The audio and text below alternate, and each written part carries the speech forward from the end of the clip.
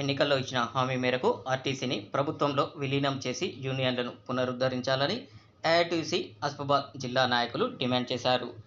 Union 11వ ఆవిర్భావ దినోత్సవం సందర్భంగా డిపోలో ఘనంగా నిర్వహించారు. యూనియన్ జెండాను డిపో అధ్యక్షుడు అశోక్ ఆవిష్కరించారు.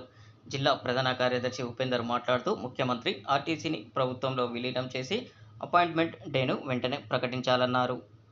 అంటే ఉమ్మడి ఆంధ్రప్రదేశ్లోనే గత 60-70 సంవత్సరాల నుంచి ఎంప్లాయీస్ యూనియన్ కార్మికుల హక్కుల కోసం అనేక పోరాటాలు త్యాగాలు చేసి ఈరోజు ఆర్టీసీ కార్మికులు అనుభవిస్తున్న ప్రతి హక్కు కూడా ఎంప్లాయీస్ యూనియన్ పోరాటం ద్వారానే సాధించడం జరిగింది.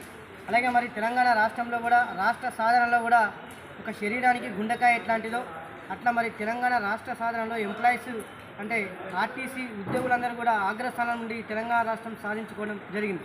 కానీ 11 సంవత్సరాల ఎంప్లాయీస్ యూనియన్ పోరాటంలో తెలంగాణ రాష్ట్రంలో అనేక ఒడుగుదొడుగులు ఎదుర్కొని అనేక ఇబ్బందులు, ఎన్నో పోరాటాలు, ఎన్నో త్యాగాలు చేసి కార్మికుల హక్కుల కోసం పోరాటం చేయడం జరుగుతుంది. ఒకానొక దశలో ముఖ్యమంత్రి గతంలో పనిచేసినటువంటి ముఖ్యమంత్రి గారు ట్రేడ్ యూనియన్ రద్దు చేస్తానని చెప్పినప్పటికీ కూడా ఎంప్లాయీస్ యూనియన్ కార్మిక హక్కుల కోసం ఎన్నో పోరాటం చేసింది. ఈ 11 సంవత్సరాల పోరాటంలో ఆర్టీసీ కార్మికులు అనేక ఇబ్బందులు, వాళ్ళు ఎదుర్కొంటున్న సమస్యలను కూడా ప్రభుత్వం దృష్టికి తీసుకెళ్లి ఆ సమస్యలు పరిష్కరించడంలో ఎంప్లాయీస్ యూనియన్ అత్యంత కీలక పాత్ర పోషించింది. ఈరోజు మరి మేము రాష్ట్ర ప్రభుత్వాన్ని ఒకటే డిమాండ్ చేస్తున్నాం.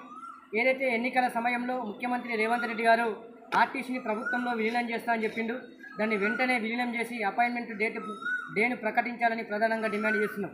అలాగే మరి గతంలో 2013కు సంబంధించి బాండ్ల డబ్బులు ఏవైతే ఉన్నాయో అవి రాష్ట్ర ప్రభుత్వం ఆర్టీసీకి 281 కోట్లు ఇచ్చినప్పటికీ మరి ప్రభుత్వం కేవలం 80 కోట్లు మాత్రమే డ్రైవర్లకు ఇచ్చి మిగతా సిబ్బంది అందరికీ కూడా ఇవ్వలే. దీనివల్ల కార్మికులు అందరూ కూడా అసంతృప్తున్నారు. ఆ డబ్బులు వెంటనే చెల్లించాలని డిమాండ్ చేస్తున్నాం.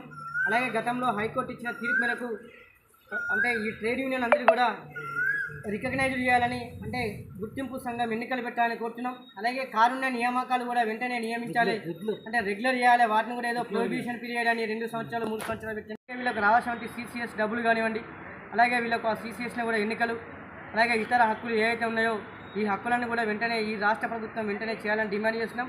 లేని పక్షంలో భవిష్యత్తులో ఖచ్చితంగా ఆర్టీసీ కార్మికులు మరో మిలియన్ మార్చికి మరో సకల జన సంఘం కూడా సిద్ధమవుతారని ఈ సందర్భంగా రాష్ట్ర ప్రభుత్వానికి హెచ్చరిస్తున్నాం.